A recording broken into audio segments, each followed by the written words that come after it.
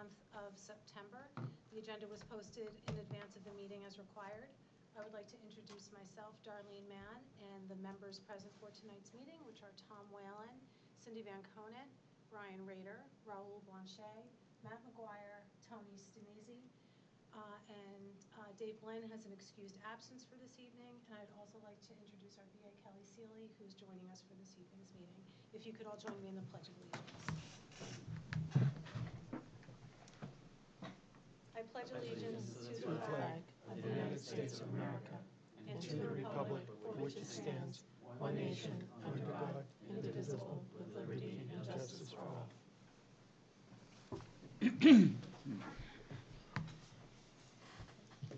So I'll ask at this time if there are any agenda adjustments for tonight's meeting. I'll just make a note that for the SAU budget and the budget planning that we're going to be doing, it's actually for the FY23 budgets, not the FY22 budget, which is the fiscal year we're in right now. For this evening, I'll appoint a meeting observer who will be Brian.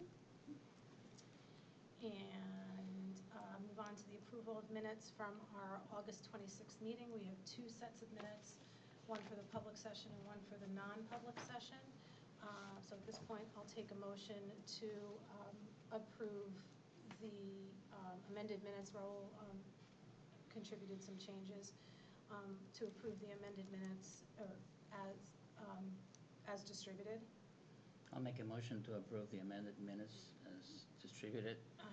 The changes that I noticed were minimal, so they didn't change the substance of the content. Is there a second? Second. Seconded by Cindy. Any questions or discussion? Seeing none, I'll call a vote. All those in favor of the amended minutes? Aye. 7. Okay, so it's 7-0-0. Then we also had a set of non-public minutes. And so I'll take a motion to approve the non-public minutes as of the 8/26 meeting. I'll make a motion to approve the non-public meeting minutes. Is there a second? I'll second. Brian? Any discussion? Seeing none, I'll call the vote. All those in favor of the non-public minutes as written? 7-0-0. See no public input this evening as we have no members present.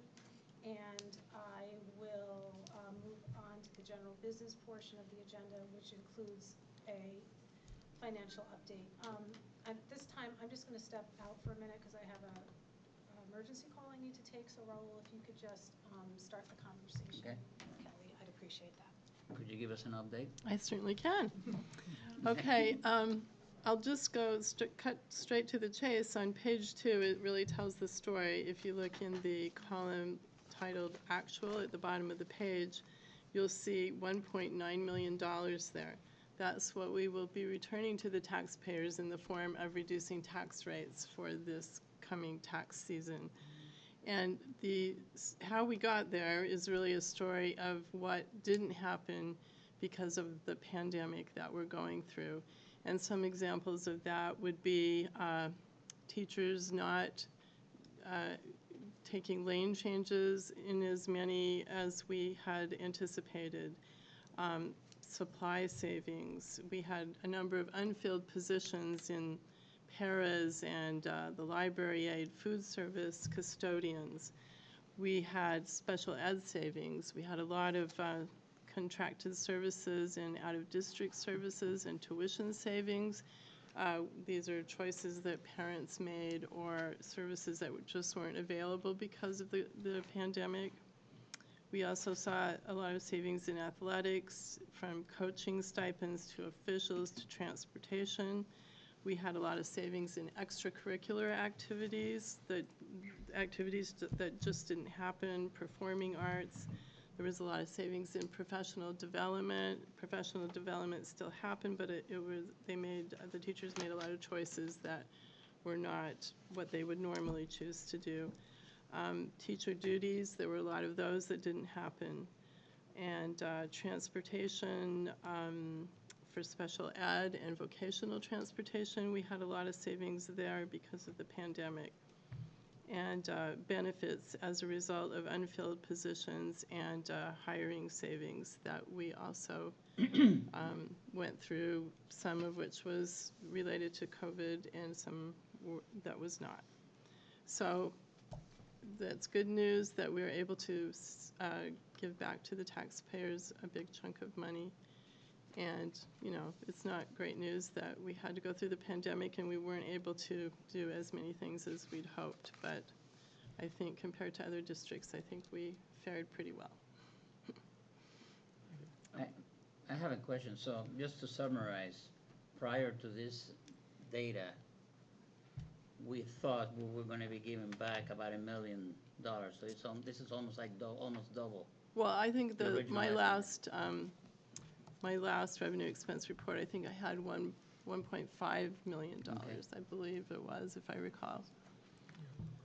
How much was returned the previous year? I think it was like $1.2 million, I It was believe. 1.1. 1.1, okay. Any other questions? So with this information, one of the files I previously shared with the Budget Committee is a summary, an unreserved fund balance summary that looks over like 10 years. Oh, right. And distributes the unreserved fund balance portions it between Hollis and Brookline, and associates the tax impact of what was returned to the taxpayers. So once we have the information from the most current rate setting, which is due around November 1st, that'll have the most recent apportionment, the most recent tax base, and that's information that'll contribute to what the tax rate impact of that is. So as soon as I have that information, I'll overlay this latest savings amount. And for right now, though, I at least have the total, and I started the tracking for the tax year 2009. So through the tax year for this year, the unreserved fund balance totals $7.5 million. Wow. Over that period of time. So I haven't, one of the things I was actually interested in too, Kelly, and I can share it with you in the time frame. I was wondering if this type of information would be available for Hollis, the Hollis School District and Brookline, just to kind of see comparatively where the co-op is compared to those other two districts. You mean the trend of the years? Yeah, just whatever the unreserved fund balance was from FY 2010 to now. Okay, I don't have that like in a chart like you do, but I can certainly, just yes. a list would be fine. I could probably get the last few years of the Hollis data because I've been I'm on the Hollis Budget Committee, but Right. the Brookline piece I'm really Right. not sure of, and I just think it would be interesting comparable Sure. data to see. Can you tell me the years again that you want? FY 2010. Okay, to current, okay. And I'd be interested in a copy of that as well. Oh, yeah, no, once I get it, Yes, I'll put it all yep. together, and it'll be a supplement to this, Okay. to this spreadsheet. That could be a chart at the annual district meeting. Well, there might be some way, well, because what ends up happening, as I'm sure you're aware, is that, I mean, it's great and imperative that this money get returned to the taxpayer, but it results in a decrease to the tax rate, which is always positive but it also, as we build the budgets, it results in a higher percentage increase because now the tax rate is lower. Mm-hmm. So as we are, continuing to look at budgets and things like that, usually it ends up kind of inflating that percentage increase. So it just helps in the understanding of why it took place. And, I think, for everyone who isn't familiar with what took place last year, while it looked as normal a year as we could make, a very abnormal year, there were still abnormalities to the year that affected the staff that was hired and the activities and things that they participated in, and those are things that will absolutely continue and be kind of put back into place for this year. So some of these expenses, are things we will actually experience, in this year and going forward. Oh, sure. Especially with special education transportation, a lot of out-of-district placements were remote, so we weren't transporting students. They were getting their services remotely. things like that. So those are kind of abnormalities that, you know, we dealt with during this situation, Right. but can't necessarily expect to continue, so. Yep. Okay, great. Any other questions or? Can you just refresh my memory on the encumbrances for what the board approved? Like what they were? Yeah. Oh, boy. There was park paving. We did, we advanced a roof in the high school and did one in the middle school. We have the main office security renovations at the high school. Oh, I'm sure there's others, but, oh, you know what? I might have it. Hold on.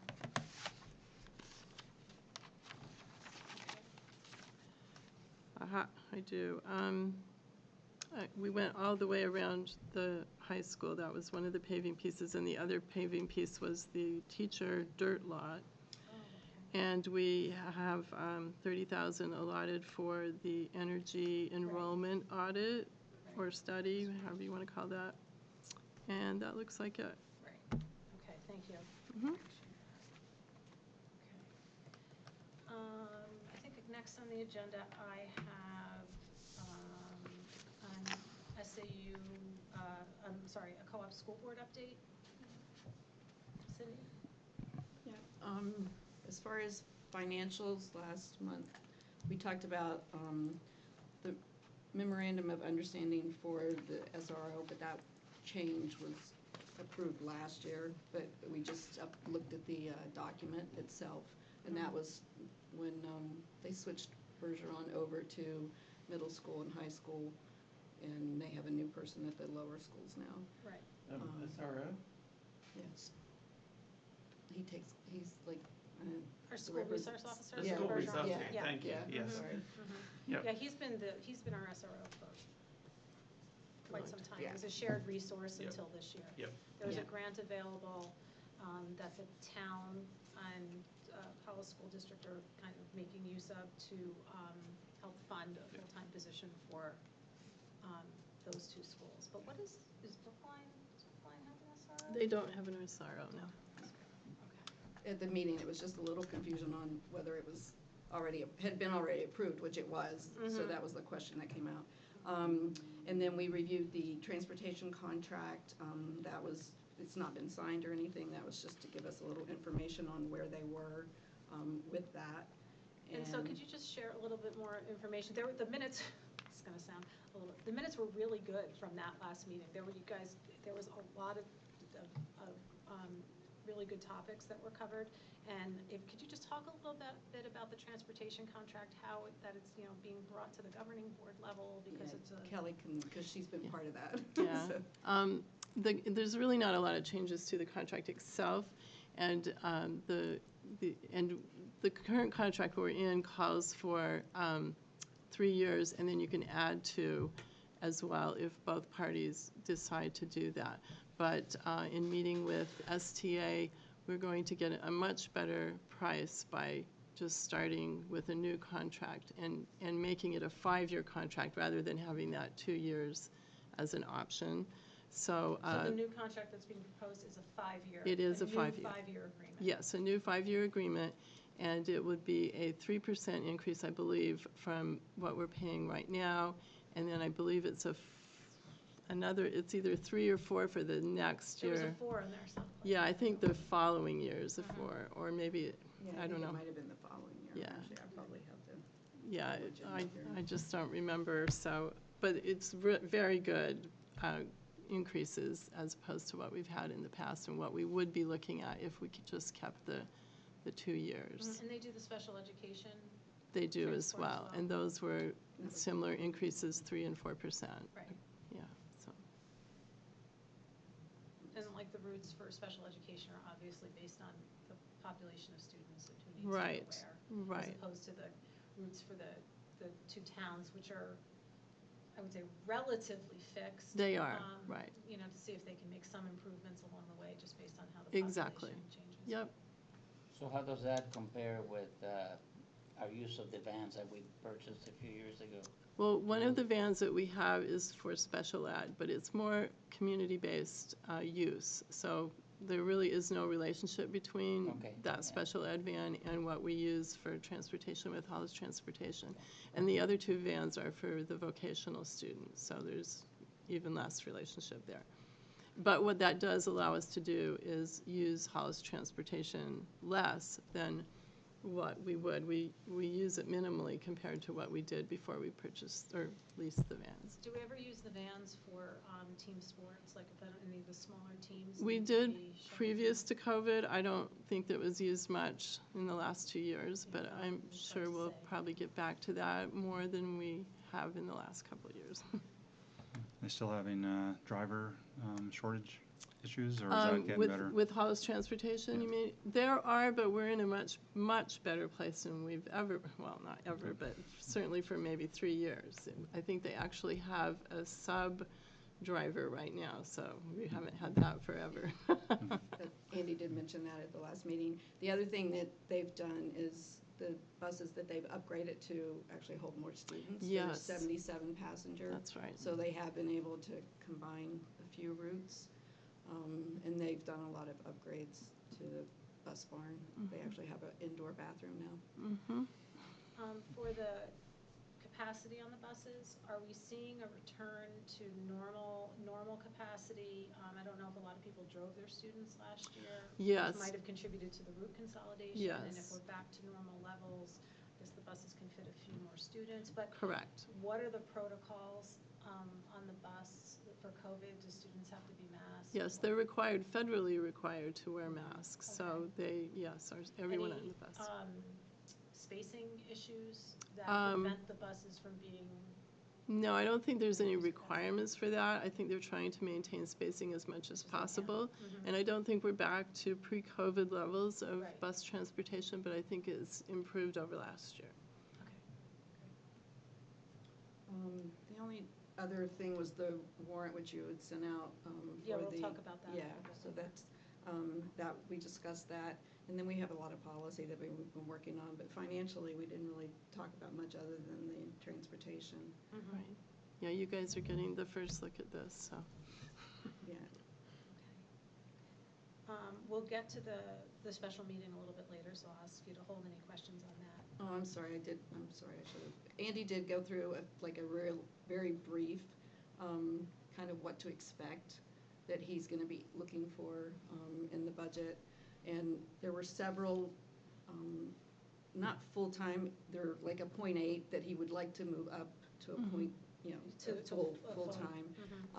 He also mentioned that we need to prepare for, a lot of retirements.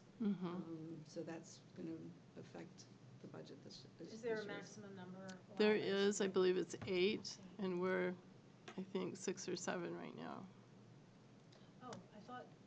They're coming in early then. I thought it was like a December 1st. It is. It is, but they're. It's a mad They're stampede. letting us know.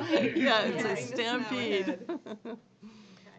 But we didn't really do much as far as the budget.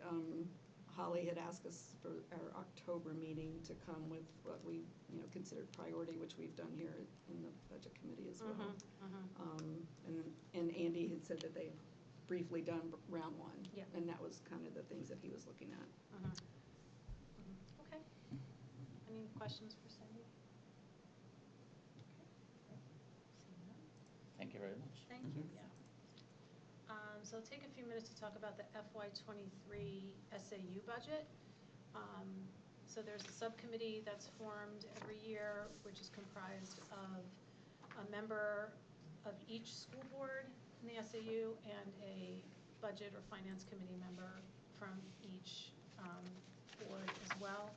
Brian and I have had the distinct honor and pleasure of serving on that board for the last few years. Brian also serves on the Brookline Finance Committee, for those of you who didn't know, so he was representing that work group. I'm representing this budget committee, and although I serve on the Hollis Budget Committee, they have another representative in Mike Harris. The other members in the, for the board members were Karen Jew for the Brookline School Board, Carol Roy for the Hollis School Board, and Krista Whalen for the co-op, and I believe she's also the president, the chair of the governing board as well. So typically there's always just an additional governing board member, but I think Krista's role as chair is kind of taking up that responsibility as well. And so we had our first meeting earlier this week via Zoom, and I've shared with you all the meeting documents as a result of that meeting. Just want to get it in the right format. So the budget itself is the budget that addresses the staff at the central office.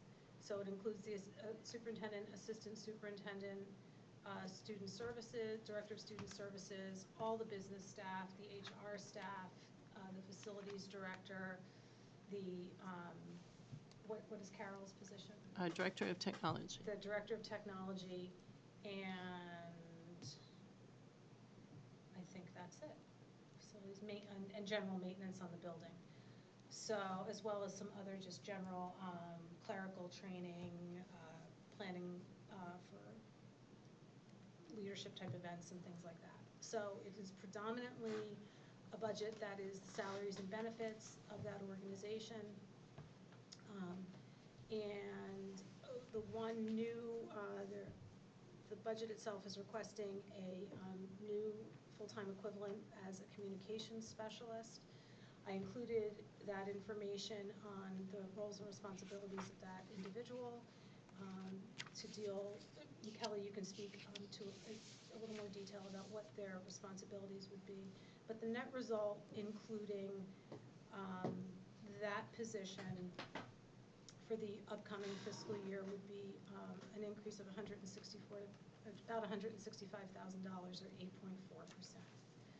So Kelly, could you just run us through the need for the communications specialist? Sure.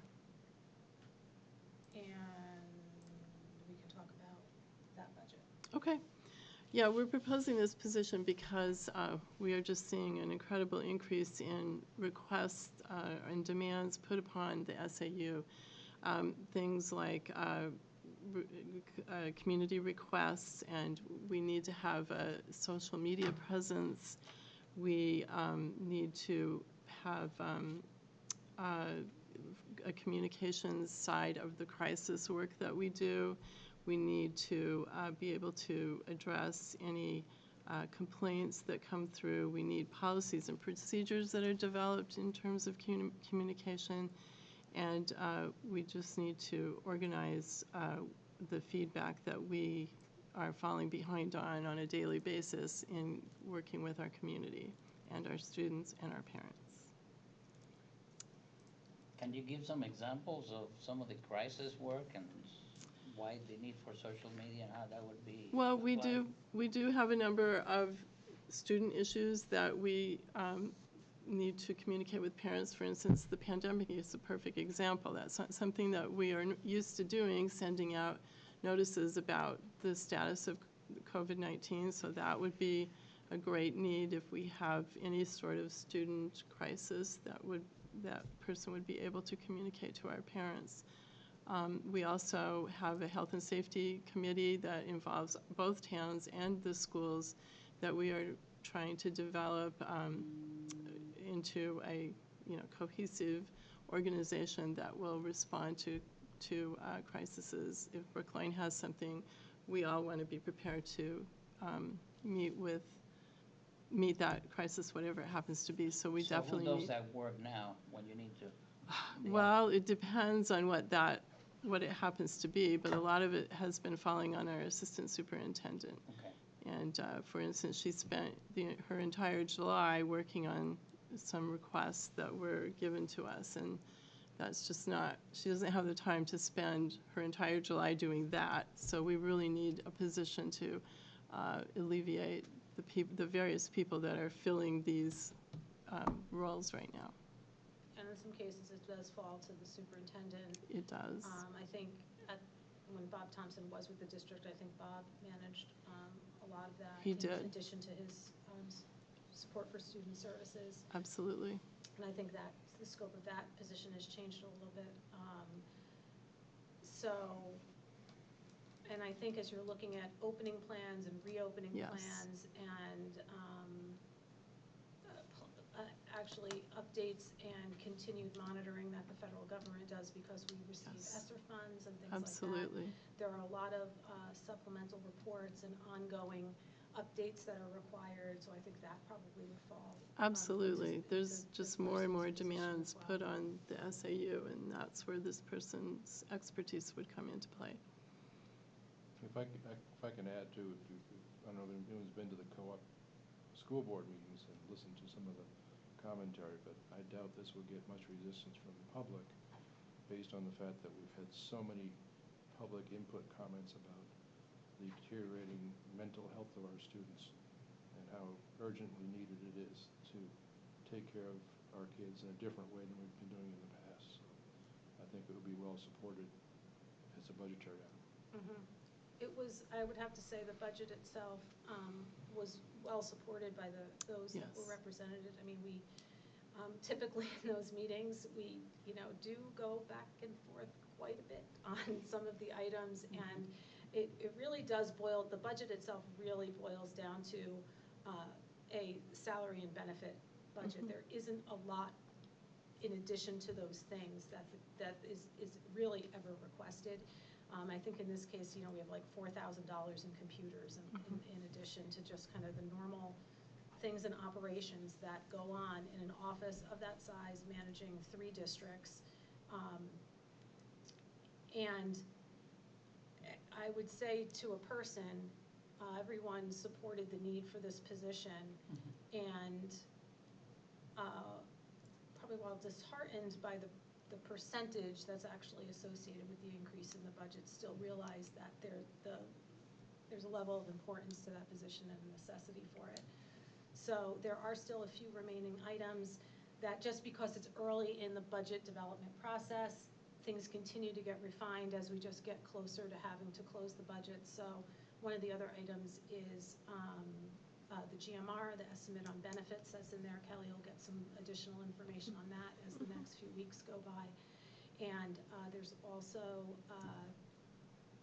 an amount in there for $16,000 for board-approved salaries, because the governing board is looking at reevaluating and evaluating salaries and the competitiveness of the SAU salaries in general. And so that board is continuing to do its work, so there might be some change to that as a result of something that gets put forward or put to the side, and a little bit of slowing of the progression and things like that. So there are a couple of areas that there might be some changes still, but there weren't any other really significant items that anyone requested the SAU to go back and reevaluate. Quick question. Yep. The 165K you mentioned, that was for the total request or for the co-op portion?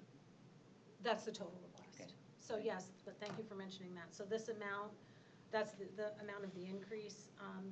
The proposed budget would be just over $2.1 million, as was shared with everyone, and that is apportioned to the 3 districts by an apportionment formula that is not the same as the apportionment formula of the regular budget.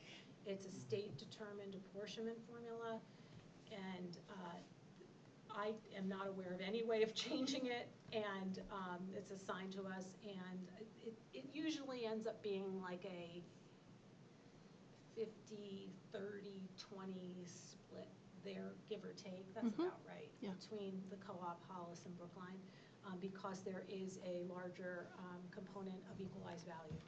So in that formula itself.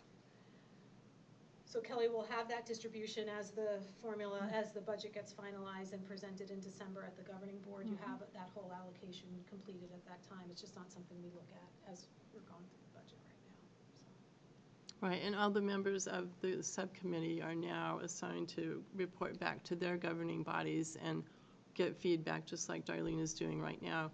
And then the subcommittee will come back together in November, and we'll see what that feedback tells us about making changes.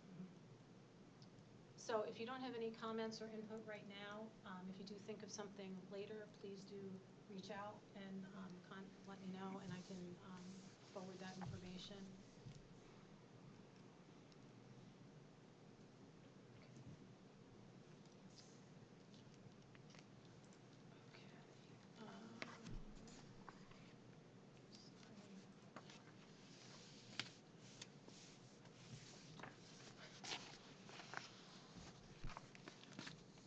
Budget planning. Okay, moving on to the FY '23 budget planning. I just wanted to kind of go over, in general, the deliverables, the process of, and just to remind everyone of how the process itself works.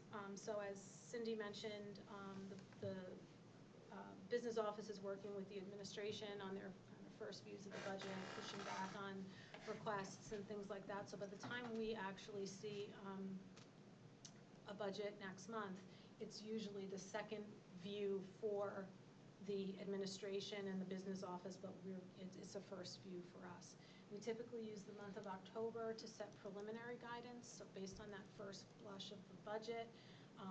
There's a summary sheet that I put on the trend file that we use that looks at kind of the puts and takes of known increases, contract items, requests, and things like that, considers CPI, and we have a conversation about a kind of preliminary guidance of where we would anticipate seeing the budget. And I'm trying to think, after that, we already know at this point NHRS rates that are set that Kelly will use to calculate the salary impacts of the budget. We'll have an estimate on GMR that'll get, again, refined by early November. On November 1st is the rate setting for each of the towns, so we'll have an idea of tax bases and where the tax rates are as a result of the budget we're operating under right now. But a lot of that information is used as, in the further evaluation of the budget and its impacts. We'll see NESDEC data in November. We will see estimates of adequacy aid in November. And we typically use between the October and November meetings, we kind of have an overview of special education and the individual schools components that lead us to kind of refining and working to a decision in November of whether we need to refine guidance or just kind of see where we are in that path to guidance. Does the preliminary guidance we determined still hold? Does it need to be refined further?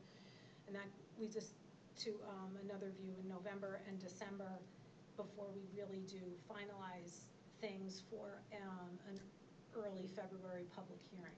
So this year there are no contracts being reviewed, so we don't need to have a collective bargaining overview of any negotiations, but I will, if anyone needs a copy of the latest collective bargaining agreement, I'll share that with you, and for Tom and Tony specifically, so that you can see what we're operating under.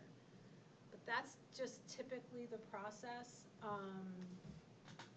At a certain point, Tom Guillen is the chair of the Hollis Budget Committee, and the two of us maintain a tax model for the community, so we run the budgets through there to see what tax impacts are, and work through the process. So one of the things we have talked about in the past was reevaluating the way we do preliminary guidance. And so what I anticipate having in the October meeting are kind of two views of how to get there. So one of them will be just the typical way we do things. We have a starting point.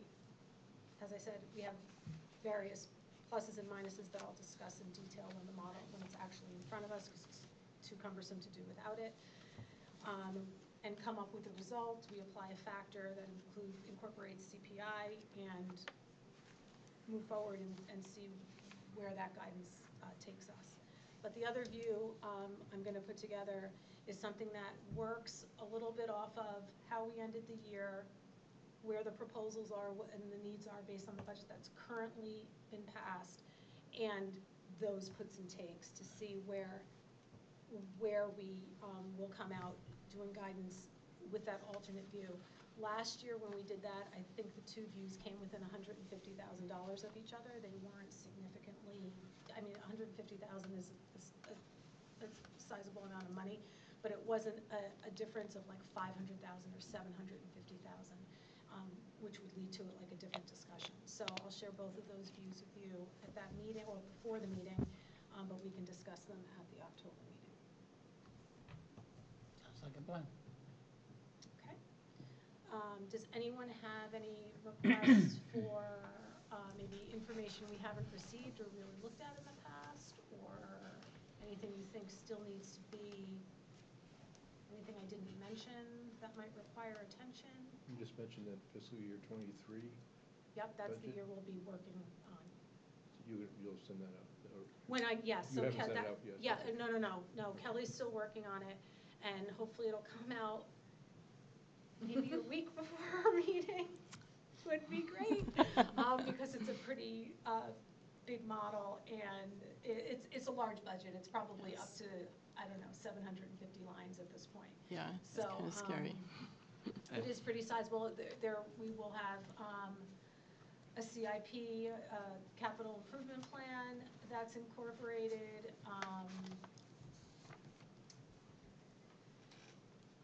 And I'm just trying to think, because we made some progress with the encumbrances, we made some progress through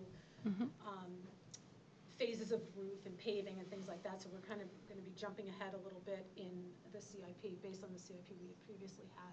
So all of that is information that's incorporated with that budget trend file.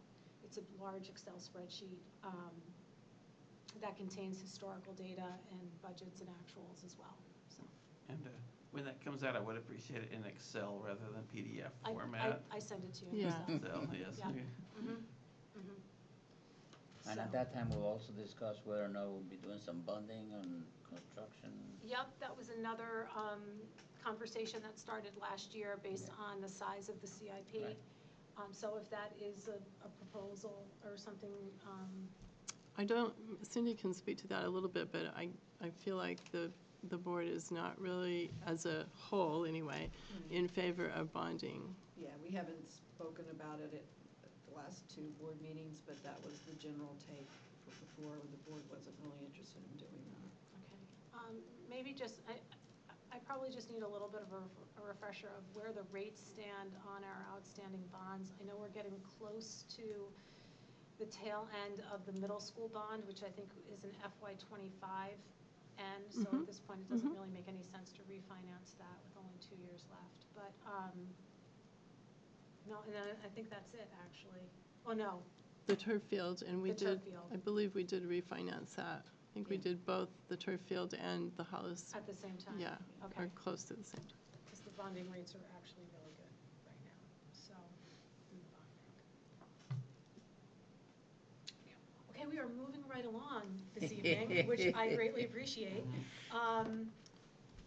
And that might not happen as we get through October and November, and we're talking about the specific elements of the budget. So if no one else has any questions or concerns on the budget, if you do, if you think of data or information that you think would be helpful, please feel free to reach out, and I can follow up with Kelly about what type of information is available and that we haven't requested and things like that. So, oh, also, I do use January to do the write-up for the town report, and which I'll share with everybody in January timeframe, and in early February we have the public hearing. I would be interested in enrollment numbers for the middle school and high school broken down by town. Okay. Yeah, that's included in the NESDEC report. Oh, is it? Okay, great. So Okay. we'll get copies that are Hollis, Brookline, and the co-op, and then Yeah, I was thinking the co-op just had bulk numbers rather than broken down by town. if you add Hollis and Brookline, when Hollis and Brookline have grades 7 to 12, Yep. if you add Hollis and Brookline, they equal the co-op. Okay, so what is broken down by Yeah. town then? Okay, great. That's great. There have been Thanks. years where it hasn't, and we've asked NESDEC to go back and Do that. All and right, figure great. that out, so, because the two towns should have. I think I will spend October also talking a little bit about adequacy aid. just because it's changing again, doesn't have as significant of an effect on our community as some of the changes in the past have had, but it's just good to know what the changes are. It was a way for the state to address some big deviations in certain parts of the adequacy formula, specifically in free and reduced price lunch counts. Again, that doesn't really affect our community at all, but it affects other communities in a greater sense, and kind of using a different source data to start the calculation. So it does result in, for FY22, I don't think there were really it wasn't really a significant change. I don't think it for us was, at all. no. It was more just being aware that the formula in and of itself is just slightly different. I did have one more thing that I just slipped my mind. It kind of came in and came out. Oh, Brian was kind enough to share I will add going forward a legislative updates part to our budget. Brian was kind enough to share the topics without the details of 4 LSRs. What does that stand for again? Legislative service requests. So a legislative service request is the step before submitting a bill. There were 4 submitted that.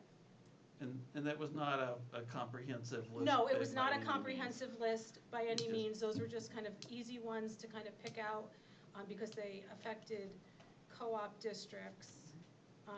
But again, and that list was just published, so it really does require some, kind of going through things on a little finer scale. But for right now, and we'll get more details on more than just the topic once the bills are written, if they get written. So, let me just see if I Are you gonna be providing us a monthly update on I probably could. developments? Yeah, I could. Maybe Yeah, we I should can make do that I can Yeah. do a that. formal that would be portion of great. the agenda. So, Right. Yeah. Just a short Yeah. summary. Yeah, Yeah. that would be great. So one is requesting some type of threshold on multi-year collective bargaining agreements. Another addresses school district budget caps. A third addresses school district withdrawal from cooperative school districts. And another addresses co-op school board reapportionment, so the actual composition of the board itself. So, as I said, those were just kind of easier ones to find than others, and so there's a lot of searching you can do on the website that lists all the LSRs, and sometimes it gets a little cumbersome, and the searches I find don't really work all that well. But anyway, Brian, if you wouldn't mind kind of looking and seeing what else is there. Last year there were things that addressed SB2, addressed Budget Committee's ability to comment on and provide positions on the warrant on non-monetary articles. There were some things that actually passed about in an omnibus bill that ended up passing regarding data having to be provided to budget committees on the budgets in the format that they request. There were education funding accounts for families that met poverty stipulations. So it wasn't as broad-based educational funding accounts as I think as it originally been anticipated, but there is an element to that went in that omnibus bill. There was some correcting of adequacy aids districts who had been, where adequacy hadn't been paid correctly to them. So there were, the House Bill 2 last year was the omnibus bill that passed the budget, and it had many, many elements to it. And so that kind of ended up where a lot of the LSRs and bills ended up, because some of them passed the House and not the Senate, or the Senate and not the House, and things got kind of consolidated in that bill. So we'll add that legislative piece to the next meeting. So moving on then to the co-op special meeting, I shared with everybody the warrant information. about the meeting that is taking place on October 5th. That's what's on October 5th. I had something in my mind, like, I know I have something on October 5th. What is it? What is it? That's what it is. So on October 5th at the high school gym, there will be a special meeting to address the warrant that I shared with everyone. So maybe between Kelly and Cindy, you can talk to why this came up. And, I mean, I see that it addresses some things that seem to just make it current to today's co-op versus the, area agreement and the initial development of the co-op that took place years ago. Yeah, it started because the document was found, a year and a half, 2 years ago, that it needed updates that had already been voted in, but just hadn't been done. So the district clerk and the lawyer went through and made sure that all of those adjustments were made, and at that point, when it was looked at, people realized that some of this is just not what we're actually doing, and that it just needed really language updates. There's no financial, and then Tom and Liz took it on and wanted to do the special meeting and just get it taken care of now. Since it's been brought to our attention, we should look at it and do it instead of just waiting. So they're the leads on it, really. Is there any impact besides changing some verbiage? Does this actually do something to? No. It doesn't rework the Articles of Agreement at all. I think one thing that came up in the public hearing was about the meetings. The articles were written before the two towns came together, so I think they didn't have a plan even actually on how it was going to work. So one of the questions that came up at public hearing was that it says that the two towns should meet and discuss mutual issues, but the governing board meets 4 times a year, and that is all 3, and that's basically what that does, is discuss issues that the whole district is dealing with. So that was really the only language that they were trying to take out that anybody seemed concerned about at the public hearing. Everything else is really just it's just housekeeping. I mean, it's a pretty old document that hasn't really been looked at in a while. So is the meeting such that the changes that are proposed, that's it, that can be voted on, or does this open the door that somebody can amend something? As far as I know, it's just voted on this way. I don't think it can be changed. You would have to go through and change the whole article. You would have to go back to however they created the Articles of Agreement to begin with, which I wasn't around, so I'm not sure how that happened. So in theory, that meeting should be 15, 20 minutes and be done with it. Yeah. Well, I mean, that's what we In theory. That's what we think, but you never know with their communities. But that was, I mean, it's just really because the lawyer, and now that we are, looking at it and realize, like junior high, we always have called this middle school. And it is different because the middle school program, or the way that the model that a middle school has is the types of groups that we have, and the cohesiveness of the 5 subjects, and the way that the teachers talk about it. Junior high school does not have that same type of model. Yeah, Gina gave a nice explanation. The minutes have a nice explanation of those differences. Yeah, somebody asked that, so Gina had gone through that with at the public hearing. But yeah, I mean, our anticipation is it's just really cleaning up a document, but it has to be done, by both towns and in a special meeting. And so the school board will sit and run that meeting. The budget committee will be in the audience. We don't have any in the front or anything like that. Cindy, I think what Mark was asking about was more in tune with, can someone propose an amendment to the existing rules? Once this has the weight or the effectiveness of an annual meeting. To my knowledge, no, but I may not be up to date on Let's it. get clarification, because I think that's the case. Yeah. I think that's what I think that we'll look out for. Drew will be moderating, right? Yes. Yes, Drew will be moderating. It's an annual meeting, and Drew's Yeah. there. Yeah, that's how the date was actually picked, to make sure that he was available and And the the checklist registrars, people checklist and people. everybody. So I think it's important that people attend. Yeah, it's definitely important that people attend. Okay.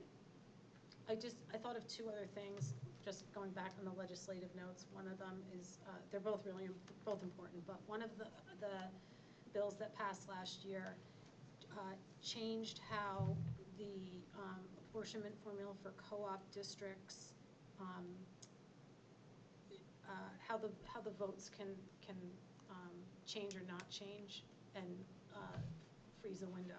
So what happens, how we've operated in the past where apportionment is concerned is once you vote in a change, it remains in effect for 5 years, can't be reopened or addressed, but you have to change the formula.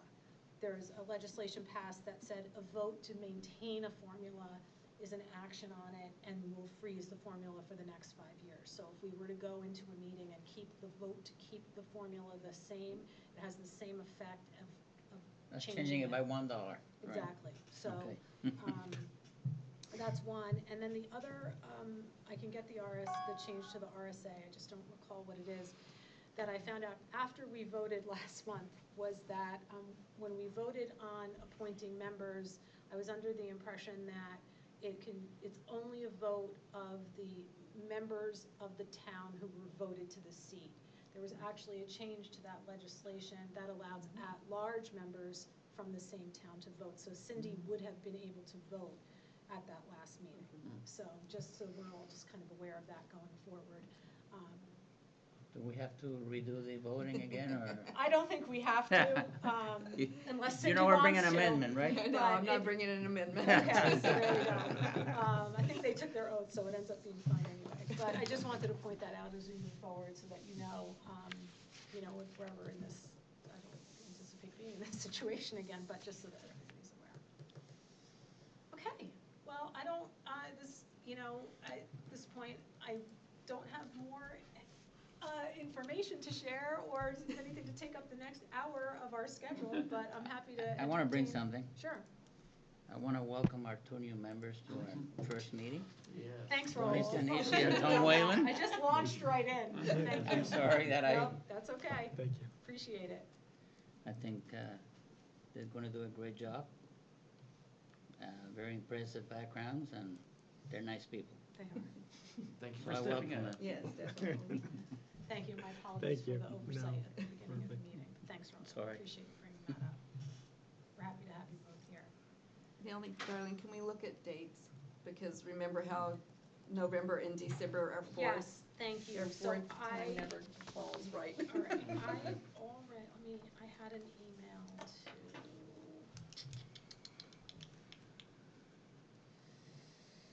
Give me 1 second. Falls on Thanksgiving Day. I know. like Yeah. it does Yeah, we're every not- we year. won't We be always here, do don't that, because I expect know anyone to the be here on school board Thanksgiving. has adjusted their calendars to try to, because we don't usually have the same dates those 2 months either. Just give me 1 second.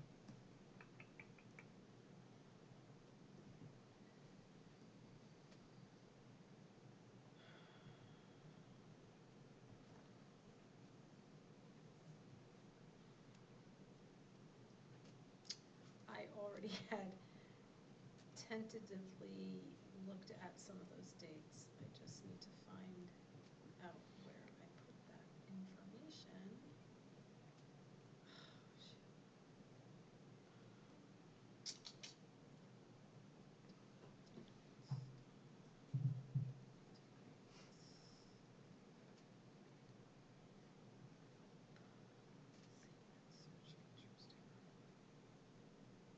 So we met on the 26th, right?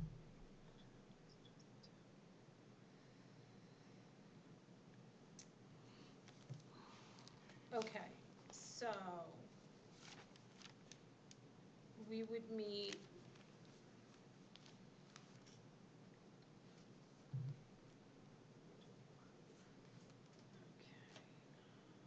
we would meet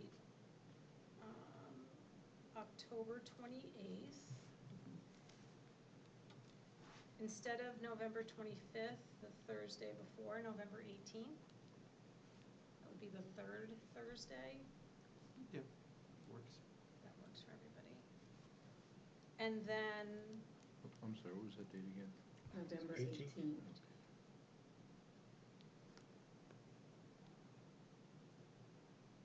Cindy, are you meeting the 15th of December? That's the third Wednesday. I believe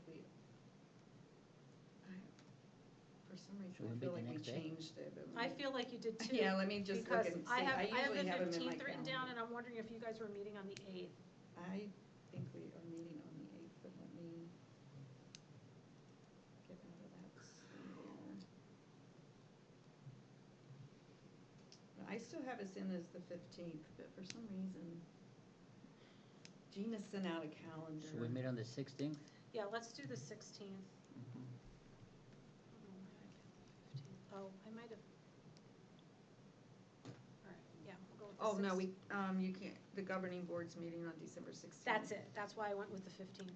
Okay. Yeah, I was thinking there's something on that day. We just That's changed it, it was supposed to be the Yes. 9th, but we just Okay. did it, we just did So we're it. gonna I meet knew on the there was a- 15th. So how about, well, no, not No, unless, if the school board's meeting on the 15th, then we can go to the, maybe Monday, the 20th?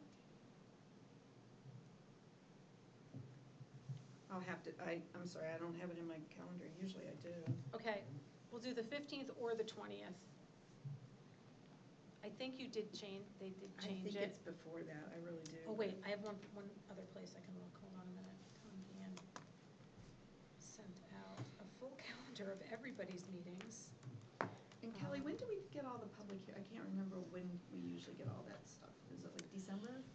You mean the calendar? Yeah, Oh, you'll get it before that. That's why I couldn't remember I'm when you working guys on it sent right that now, out. so if you're lucky, you'll get it next month, but I found on my other calendar, I do have the school board's meeting on the 8th. Okay, so let's do the I thought we 15th. were, but. Okay, so 15th then? Yes, let's do the 15th and leave Christmas week alone. Okay, 12, 15. And then, a normal meeting in January on the 27th. And then whenever we end up, that probably week of the 7th to 11th is gonna be the public hearing. I don't really know. probably. Feels the 10th, the 9th and 10th and 11th seem a little bit late, but it's somewhere between that beginning of February. We'll have and we will more than likely not meet at the end of February. We'll then go into the March meeting. We sometimes meet in March, we sometimes don't. I think it just depends on how tired we are after the March meeting, and then we would go to, I would consider April 21st, because that next week is a school vacation week, and rather than open up, come here to the building, we would go with April 21st. I plan to be out of town the week of 10th through the 17th, so the 21st would be good for me. Oh, okay, great. Not that that matters. Okay, so if there are no other topics or items at this point, Brian, appreciate your readout. Yeah, we're doing great. We're a good 45 minutes ahead of schedule, so if only all our meetings could be this brief. Sorry, the budgets are coming. I was the gonna say, budgets are it'll coming. get- it'll get longer. We'll go back to normal Yes. soon It doesn't happen enough. very often, so. I didn't want to scare the new members away. This is easy. So, I must admit, I was impressed by the amount of money coming back to the Yes. towns, to the districts. and I would say that it's more than normal at the Hollis School District level. I'm gonna assume it's more than normal at Yep. the Brookline School Yep, District. all level three. as well. Have we looked at other schools in the area to see what they've returned and We haven't, no. We've never done that exercise. just out of curiosity? And it might be an apples to oranges comparison, depending on what school you look at. Yeah, But, and you can break it down per student population. and I'm not sure it would be fair to either district to do it during the pandemic.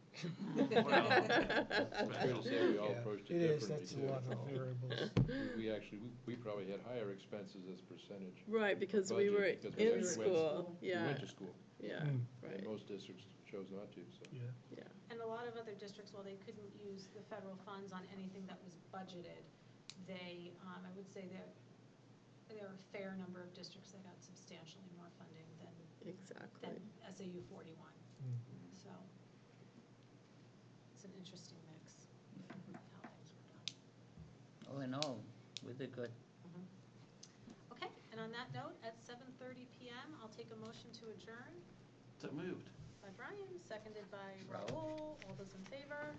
All right, Thank you. See you all in October. thank you very much. Thank you, darling.